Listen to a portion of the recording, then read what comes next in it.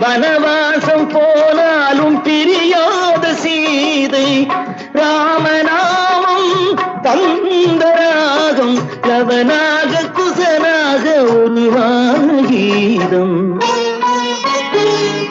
மாமன் என்று சொல்ல ஓரண்ணன் இல்லை அங்கே அந்த அண்ணன் உண்டு இங்கே அள்ளி வழங்க மல்லிகை முல்லை பொன்மொழி கிள்ளை அன்பு கோயிலும்